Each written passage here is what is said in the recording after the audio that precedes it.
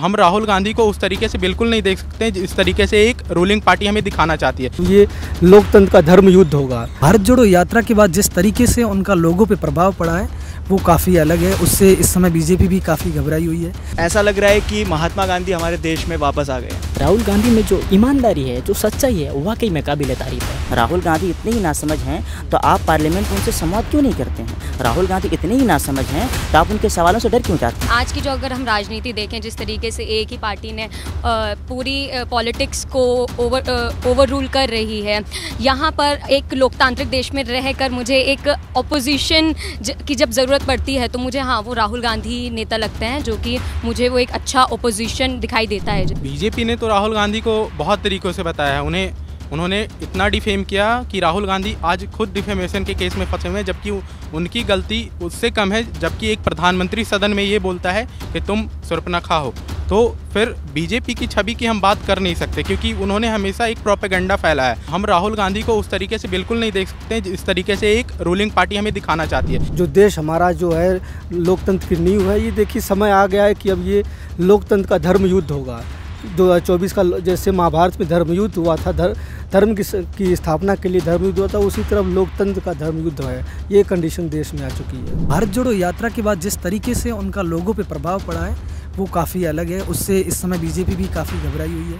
उनको भी लग रहा है कि उन्हें 24 में हो सकता है कि सत्ता से बेदखल कर दे राहुल गांधी का फेस। मैंने कुछ दिन पहले ही ट्विटर पे ही देखा, तो राहुल गांधी के ट्विटर लगातार बहुत ज़्यादा शेयर हो रहा है। उनकी जितनी शेयरिंग हो रही है उतनी प्राइम मिनिस्टर की नहीं हो रही। उनकी यदि हम फॉलोइंग देखें तो उससे कई गुना ज़्यादा उनके पॉपुलैरिटी लगातार बढ़ रही है। इस समय पूरे विपक्ष में एकमात्र ऐसा लीडर है जो लगातार गवर्नमेंट से या प्रधानमंत्री मोदी से टारगेट कर रहा है, जिन पे सवाल उठा रहा है उन्हें लगातार टारगेट करता रहा है, वो सिर्फ राहुल गांधी है। मैं कांग्रेस में ऐसे आदर्श लीडर नहीं देखूंगा जो लगातार मोदी पे सवाल खड़ा कर रहा है या फिर उनके जो दोस्त यार है उन पे लगातार सवाल खड़ा कर रहे हैं। मोदी जी से या फिर जो भी पार्टीज़ हैं जो कि इस देश में गलत कर रही हैं, जो कि स्टेट के रिलीजन्स के साथ और उनको बांटने का काम कर रही हैं, राहुल गांधी इकलौते अभी ऐसे नेता हैं जो कि जोड़ने का काम कर रहे हैं। जैसे कि अभी हमने देखा भारत जोड़ो जो यात्रा कर रहे हैं, बिल्कुल ऐसा लग रहा है कि महात्मा गांधी हमारे देश में वापस आ गए हैं। महात्मा गांधी हमारे देश में ऐसे वापस आए हैं कि महात्मा गांधी जैसे पैदल यात्रा, पद यात्रा किया करते थे,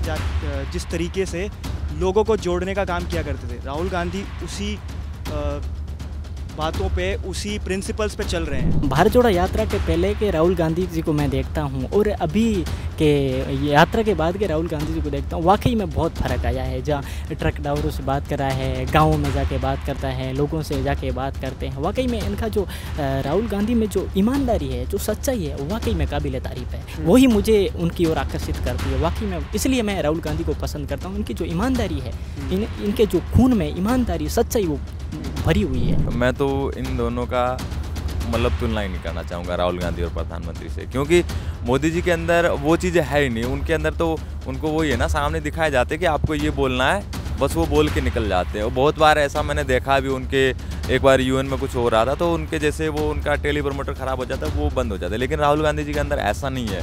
वो जो चीज़ें रटी रटाई होती है वो नहीं बोलते, उनके अंदर अपनी समझ है। उनका जो मैंने पहले ही बताया कि वो पॉलिटिकली बहुत साउंड है, तो जो उनके अंदर पॉलिटिकली जो चीज़ें होती है वही बातें करते हो। तो इनका कंपैरिजन करना बहुत अलग हो जाए, क्योंकि मोदी जी को उनका जो बीजेपी का आईटी सेल है, उनका जो थिंक टैंक है और उनका जो मीडिया है, उनको बहुत वो ऊपर बिठा दिए। हमारे यहाँ एक बात की जाती है कि जो इंसान नासमझ होता है उससे मुँह नहीं लगाया जाता। राहुल गांधी इतने नासमझ हैं तो आप उनसे मुँह क्यों लगाते हैं? अगर राहुल गांधी इतने ही नासमझ हैं तो आप उनके ट्वीट से परेशान क्यों हो जाते हैं? राहुल गांधी इतने ही नासमझ हैं तो उनके भारत जोड़ो यात्रा से परेशान क्यों हो जाते हैं? राहुल गांधी इतने ही नासमझ हैं तो आप पार्लियामेंट में उनसे संवाद क्यों नहीं करते हैं? राहुल गांधी इतने ही नासमझ हैं तो आप उनके सवालों से डर क्यों जाते हैं? इसका मतलब ये है कि नासमझ कौन है और समझदार कौन है, पूरी दुनिया देख रही है। जिस देश की सत्ता को देश के मुद्दों से कोई सरोकार न हो, जिस देश की सत्ता को युवाओं के रोज़गार से कोई सरोकार न हो, जिस देश की सत्ता को वहाँ के मजदूरों की मजदूरी से कोई लेना देना ना हो, वहाँ की सत्ता अपोजिशन के ऊपर पर्सनल सवाल के सिवा कुछ कर ही नहीं सकती है, पर्सनल अटैक के सिवा कुछ कर ही नहीं सकती। तो हम भाजपा से इसके सिवा कुछ दूसरी उम्मीद ही नहीं कर सकते। आप क्या उम्मीद करेंगे उससे?